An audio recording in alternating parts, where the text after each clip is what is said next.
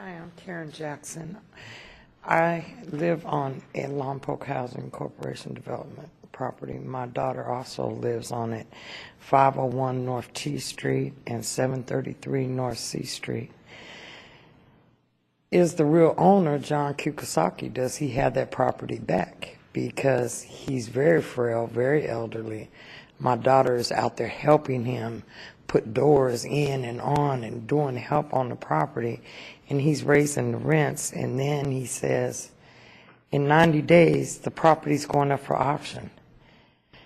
I had went to the coffee, but I drank hot chocolate with Bob, and I was overwhelmed because that day we were blessed with the house. My husband was dying of cancer, and he couldn't make it up and down the stairs of where the unit was that I was placed in. They couldn't fix me in a unit downstairs. We moved into a home.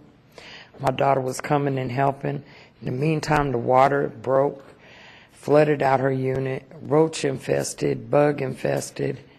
July 5th, I get a foreclosure notice on my front door where I pay $1,500 faithfully every month to a man named Mark Harthree that lied to my face, lied to my husband, told my husband he took care of his mortgage problems. Bob had told me he was going to check into some things and email me. Maybe I gave him the wrong email because I haven't heard nothing yet. What is it for us, low-income people, to do to ensure that we stop falling victim to these people that are taking advantage of us? Because that's the reality. Is how much room do you have at the Bridge House?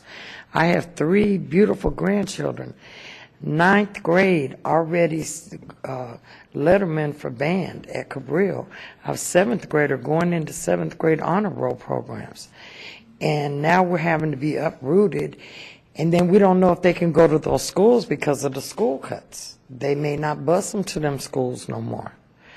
We're talking about families that are being displaced and how many times my daughter took my grandchildren living on T Street to the hospital for asthma, upper respiratory infections, colds, antibiotics. Is unbelievable that since December of last year and now, those babies haven't been to the hospital but one time.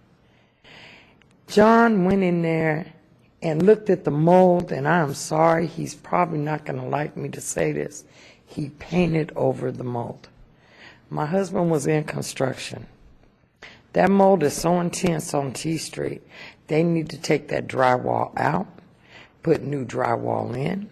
The city code enforcer came out, looked at the property, gave him a list of things to do.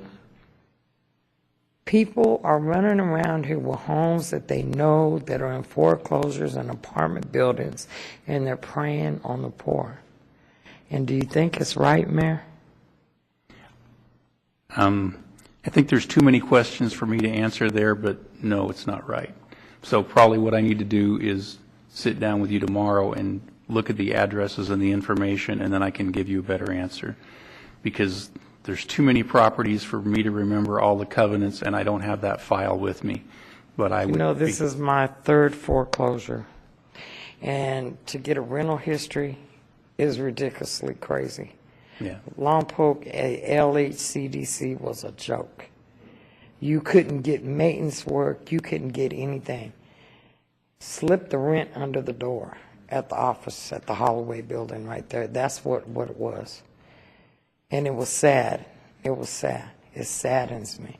When the wind curtain, screens, we're not responsible for screens. When it came to refrigerator, we're not responsible for the refrigerator. Carpet shredding back, kids stepping on nails, we're not responsible for normal wear and tear. My daughter lived there for 6 years.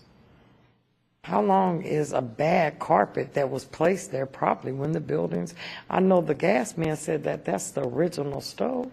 It still has an open pilot on top of the stove, and he just wants my daughter to move her stuff to the side, let him go in there, fix the plumbing where you turn the water on, it just drains out of the bottom onto the floor.